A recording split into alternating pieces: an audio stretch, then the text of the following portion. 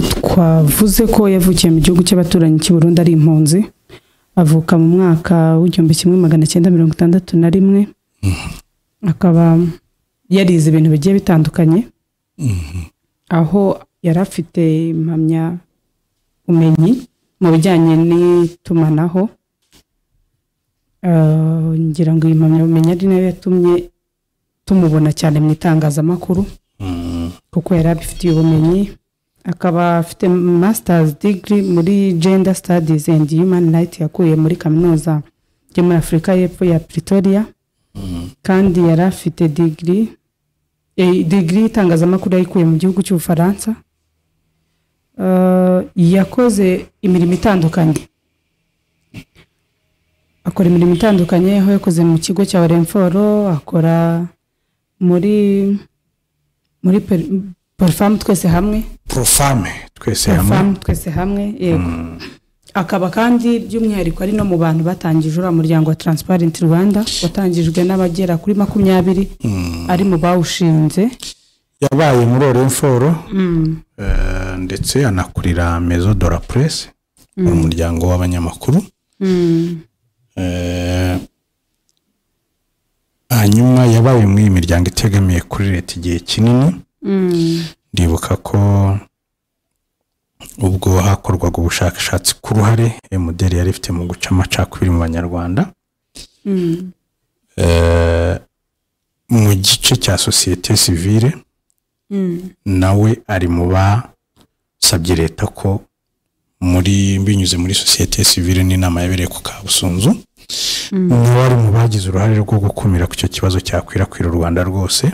Ngira ngo ari mu basabye leta ko MDR nayo binyuze mu miryango itegamiye kuri leta, mu itangazo iyo miryango yasohoye imaze gusoma iyo raporo yari yakozwe, raporo yiswe raporo Mukama Abbas, niwe wari umudepite kuri komisiyo yagenzuye uburyo uruhare MDR yari ifite mu gukwirakwiza amacakubiri.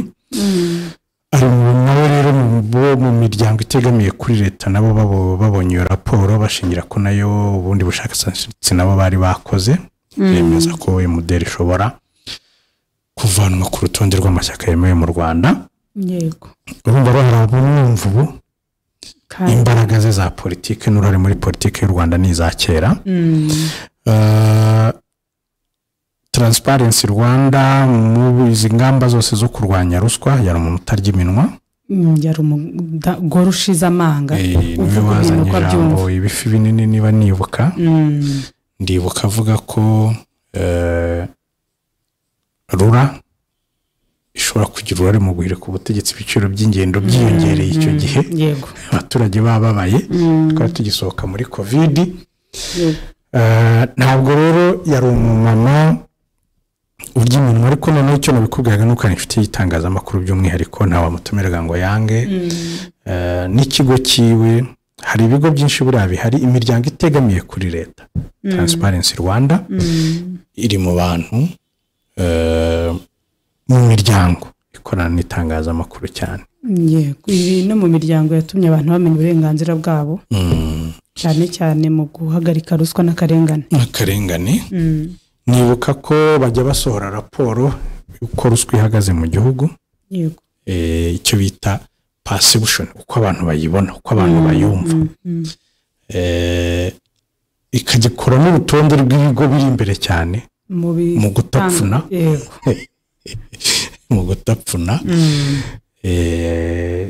iri mu bantu rero bagize uruhare runini cyane.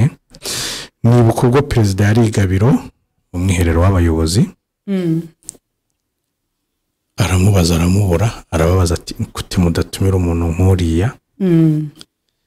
Imodoka yaje kumureba igitaraganya, bahita bapanga n'ikiganiro atanga mu gitondo.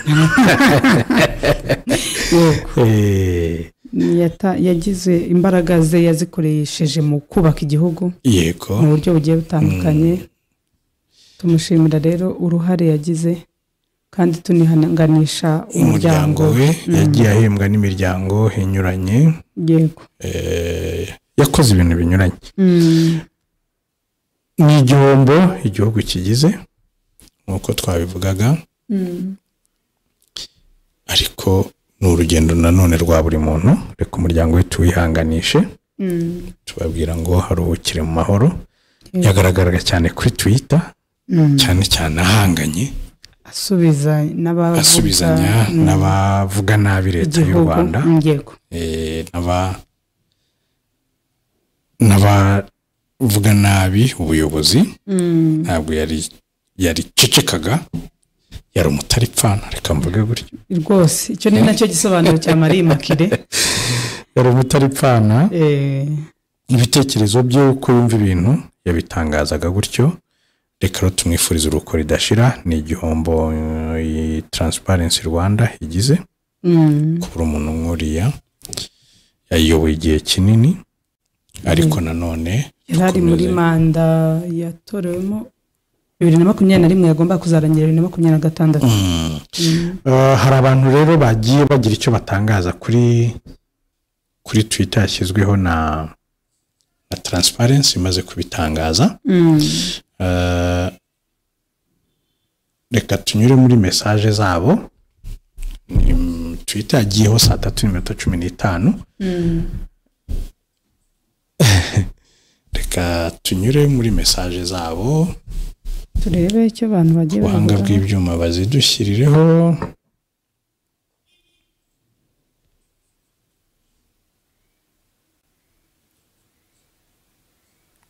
Ifite Twitter mu gihe batarabikemura. Ndareba Transparent Rwanda kamugoboke.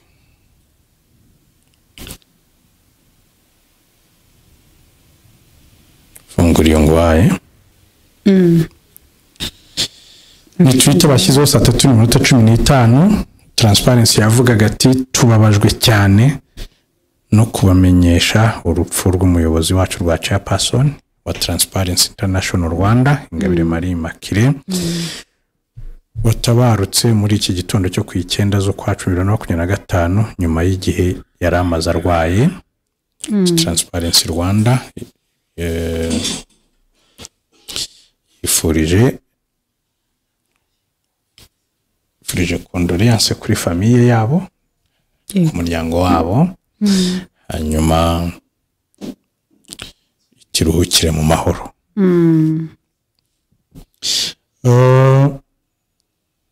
Mu bagiye basubiza rero harimo nka Ladislas Ngendahimana, baragendanye cyane mu buyobozi. Yayoboye Rariga. Yavuze ati mwana mwakire, asanze intwari zamubanjirije, duhombye inshuti, umuvugizi utavangura, udaheza, utarya indimi, umuntu wanga karengane na ruswa, tubuze inshuti ya bose cyane abana n'abanyantege nkeya. Imana mwakire, tuzahora tumwibuka. Mutijima Bakabera we yavuze ati u Rwanda, when Rwanda needed you most, you rose with strength and conviction. As a journalist, you fearless pursuit of truth, and you stand against nepotism and corruption, left an indelible mark on our national conscience. Your legacy will endure. Abenshi baba Mutijima Bakabera. Juliet Karitanyi ati rest in peace Immaculée.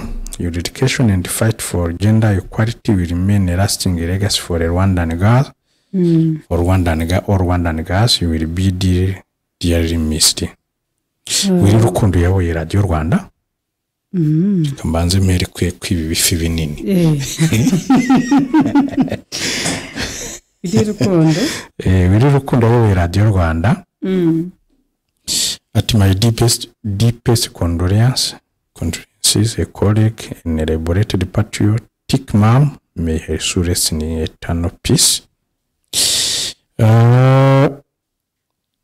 Hari n'urubyiruko Titohare ati so sad rip Mama Ingabire, igihombo gikomeye ku gihugu, ruhukira mu mahoro, wari inkotanyi cyane, wone Ngango Erikan. Gasheja Rob, Imana mwakire, tubuze umuntu wari ingenzi muri societe. Mwene Munanati, tubuze intwari, tubuze umubyeyi udasanzwe, tubuze imfura cyane, Nyagasani yakire roho y'uyu mubyeyi. Ferdinand Iraguha ashinzwe aba muri communication muri Minarok. We lost an important person, wise and kind-hearted. May her soul rest in peace. Her soul rest in peace. Nkurunziza Joseph Ryarasa uyayobora Never Again yavuze ati may her soul rest in peace, naruhukire mu mahoro kandi yarakoze gukunda u Rwanda. Uwo ni Ruhetana timu niyitegeka, may she rest in peace. Michael Gasaro tuzi umuntu ukomeye cyane, Mami Makire Imana imwakire mu bayo. Komeza witwa Mutagatifu Damascene Nyagasana mwakire aruhukire mu mahoro kandi Imana ikomeze umuryango wa nyakwigendera. Witwa Trace ati tubuze umunyakuri impirimbanyi uburenganzira bwa muntu, umuhigi w'inkebebe yari yahagurukiye kurwanya ikinyoma, igihombo gikomeye ku gihugu na rubanda muri rusange. Rip in peace. Ubutumwa bwinshi bwose tutarangiza. Unda twiteka yakira umubyeyi mubi aruhukire mu mahoro kandi umuryango we muri rusange ukomere. Jean Damascene Hakuzimana ntabwo Firosa ariko kandi niwe ari mucuti wanjye ntabwo ariko amazina arasa. Kansuhuze Firosa witwa Baho Ntaganira ati Imakire wacu ubutwara ubunyangamugayo no gukunda igihugu hejuru ya byose nibyo byakuranze, isangira izindi ntwari. Ange Subirutambi neza uramuzi, ni umunyamakuru wabaye hano mu itangazamakuru igihe kinini cyane. Trip Chairperson Ingabire Marie Imakire Rwanda will miss you. Mwene Munanati Horara tuzi intwari, tuzi umubyeyi udasanzwe, tuzi imfura cyane Nyagasani yakire roho y'uyu mubyeyi.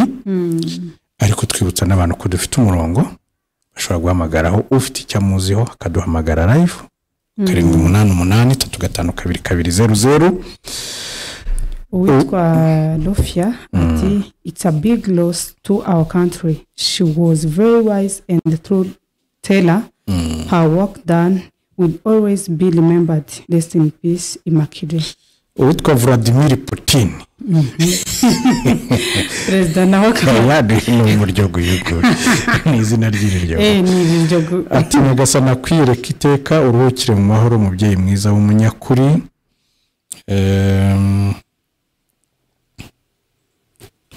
Tumwe ni bwinshi cyane. Abantu ni kigaragara ko abantu bashinguwe n'urupfu rw'uyu mubyeyi cyane, aho abenshi bakomeje gutanga ubutumwa bahumuriza umuryango ndetse n'igihugu kibuze uw'ingenzi nka Imakire. Transparency International Uganda it sad may her soul rest in peace. Iyo message banditse, message ngufi cyane. Karambizo Olivier ati may she rest in eternal power, she fought a good fight. Umwami ahumuriza imitima y'abasigaye, uwo ni Gasana Faith Mutesi Nyiringabo Jean Inkurumbi. Dr Ntwari nawe umenyerewe cyane kuri izi mbuga za Twitter ati Inkotanyi iratashye. Rest in peace. Richard Hategekimana mbega ibyago mbega igihombo, Mami Ingabire Rip Imana ikwakire mu bayo.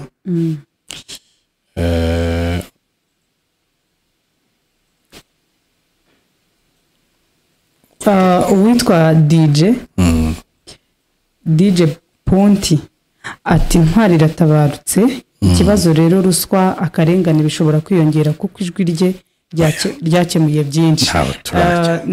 Nibyo nyine nawe niko abyumva, ariko twizera ko tuzasigara ku rugo okay n'abandi bose kandi yego urugo ntago ruzaguma rwonyine. Komeza ndagunda higama amafi manini. Komeza urebe. Itiyaremye ati abanga karengane bakimakaza. Ako nabo ni banini hatagira uza kubagona mugize muto. Abanga karengane bakimakaza ukuri mwese mukomere kandi Uwiteka abihanganishe kuko umubyeyi acyuye ikivike. Naruhuke neza. Uwitwa Kabari Jose ati ruhuka mubyeyi mwiza Nyagasana gutuza heza. Uwitwa Jean Jacques ati umubyeyi w'ingenzi aritahiye, Imana imwakire mu bayo. Ni ubutumwa bw'abantu batandukanye benshi. Kozo Didi ati Imana imwiruko dashira, yabaye intwari akora ibyo yahamagariwe gukora mu gihe cye, none aratabarutse. Nyagasana akomeze umuryango we wose. Sangwa Jean Pierre uzi mu kiganiro ukwemera n'amadini kuri Sarusi radio Sarusi yanakoze muri Transparency ati meyishire in peace. Twazisoza message yego ni message nyinshi zose tutarangiza. Baye hari ikindi gifi wabonye mwasoreza kuri ibyo binini tuzinduka ndoha. Ngereka nsoreza ha AFC M23 Gallery. Imana imwakire uyu mubyeyi yari intwari. Nawe uri nkubage. M23 Gallery. Reka bari we udusoreza. Ingabire Makire yavuganiye abantu benshi, abamotari, abarimu, abaganga, ingeri zose kirwa ingaruka n'akarengane na ruswa. Yarijwi rinini mu gihugu kandi ryumvikana. Nagira amahirwe yo guhura nawe mu biganiro binyuranye. Icyo gihe raporo auditeur umugenzuzi w'imari ya leta yari yasohotse. Turi kubaza minijiste icyo bakora. Icyo gihe Busingi ari kuri telefone n'ikiganiro cyari cyobowe na Anne niwe mwiza. Yanabonye promotion tumuye felicitation bari muri BBC muri Kenya. Ari mu ishami ry'ikinyarwanda rya BBC muri Kenya. Yego.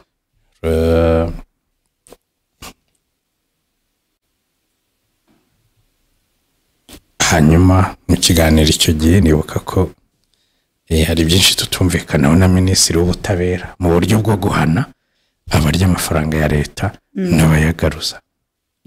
Twamubwiraga ko ari abantu udashobora gukora abantu mu gihugu icyo gihe. Udashobora gucira urubanza ngo rubi. Ko rero urumva yararaho nawe tubiganira namubwira nubwo avuga ati hari ibifi binini nyine. Tubiganira gutyo gusa yarijwi rinini kandi ryumvikana kandi ryafashije abantu benshi. Rero Imana imamoro n'umugisha. Byari byo izindi kubiga ku buzima bwe turagenda tunakurikirana nuko imihango yo kumuherekeza igenda ikurikirana tuzagenda tubibabwira. Twajya ku yindi ngingo.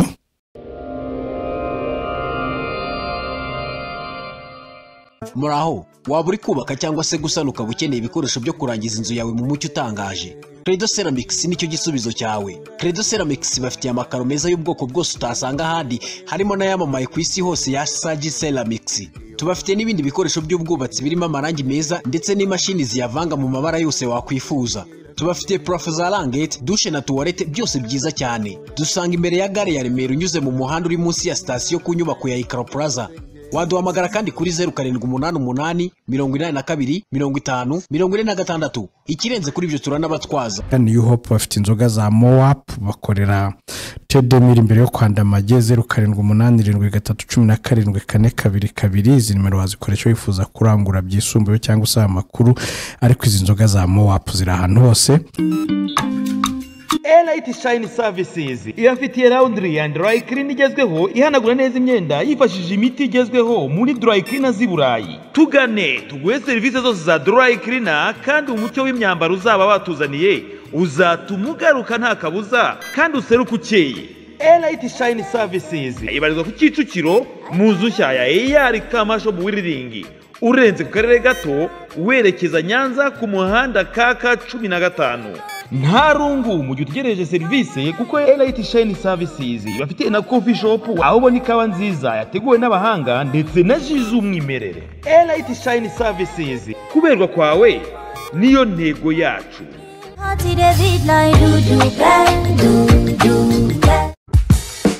Africa Bureau ni urubuga rwashinzwe n'abahanga mu by'ubwubatsi. Aba n'abahanga mu bijyanye no gukora ibishushanyo mbonera by'amazu y'ubwoko bwose bo mu gihugu ndetse no hanze y'igihugu. Africa Bureau ifite abakozi bafite uburambe mu gutegura imishinga mu nzego zose z'ubwubatsi, ibishushanyo, amazi, amashanyarazi, interior design n'igenagaciro. Ibishushanyo dukora bikubiyemo iby'inzu zo guturamo, inzu z'ubucuruzi, inganda, inyubako zikorerwamo imyidagaduro, ibigo bitangirwamo serivisi, ibitaro, amahoteli, ibiro ndetse n'ibindi. Dutegura ibishushanyo na dosiye byose bikenerwa mu mushinga wo kubaka, ku buryo uguze umushinga ahita akomereza mu gushaka ibyangombwa byo kubaka. Uguze umushinga wo kubaka kuri Arc Africa Bureau website tumufasha gushaka icyangombwa cyo kubaka nta yandi mafaranga atanze. Izindi serivisi zijyanye n'ubwubatsi zitavuzwe haruguru nazo ziratangwa muri Arc Africa Bureau. Imishinga yacu iteguranwa ubwitonzi bwinshi kandi ikagenzurwa n'abahanga mu bwubatsi muri buri nzego nk'aba architect, engineers, electrician, MEP engineer. Abo bose bakawugenzura mbere yuko wemererwa kujya ku ipaji yo gucururizaho imishinga irangiye kandi igurishwa. Intego yacu ni ugufatanya n'abafite imishinga yo kubaka kubona ibyo bifuza vuba, byiza kandi ku giciro utasanga ahandi. Arc Africa Bureau dukorera mu karere ka Gasabo ku Kacyiru ku muhanda KG 543, tukaba tunaboneka kuri telefoni igendanwa 0785358747 cyangwa 0798541111. Ushobora kandi no kudusura kuri website yacu arcafricabureau.com. Watwandikira no kuri email info@arcafricabureau.com. Arc Africa Bureau turi abanyamwuga mu gukora ibyo wifuza vuba, byiza kandi ku giciro cyiza. Niba kubaza abantu batatu b'ingirakamaro mu buzima bwacu, dore igisubizo ukwiye kuzatanga. Benjamin Franklin wavumbuye amashanyarazi mu 1752. Thomas Edison wavumbuye urutsinga mu 1879 ndetse na kompanyi y'abanyarwanda yitwa Elemetech Group Limited. Iyi ni kompanyi itanga services zo gushushanya no gukora installation z'amashanyarazi mu nzu zabo zo guturamo, izo gukoreramo ubucuruzi, inganda n'ibindi bikenera umuriro w'amashanyarazi. Basuzuma ibibazo byose by'amashanyarazi kandi bakabikemura mu buryo bwiza bwa kinyamwuga. Batunganya kandi bagakurikirana ibyangombwa byose bikenerwa kugira ngo imirimo yo gutunganya ibirebana n'amashanyarazi bikorwe neza. Batanga kandi services zose zirebana no gushushanya no gukora installation y'amazi, amashanyarazi, ibikorwa remezo by'itumanaho n'ibifitanye isano nabyo byose, kandi ibi byose babikora mu buryo bubungabunga ibidukikije kandi inyigo zitegurwa hateganywa guhangana n'ihindagurika ry'ikirere. Naho ujye ushengurwa n'inkuru z'impanuka z'amashanyarazi zaturutse ku bunyamwuga buke bw'abakoze installation. Inzira yo kwirinda izi nkuru ni uguhamagara cyangwa kwandikira ubutumwa kuri WhatsApp Elemetech Group Limited kuri 0785 48 54 cyangwa ukagana aho bakorera i Remera ku muhanda nimero KG 125 mu nyubako ya Ikaro Plaza. Wanasura urubuga rwabo rwa internet wa@elemetechgroup.com. So into me you will not see.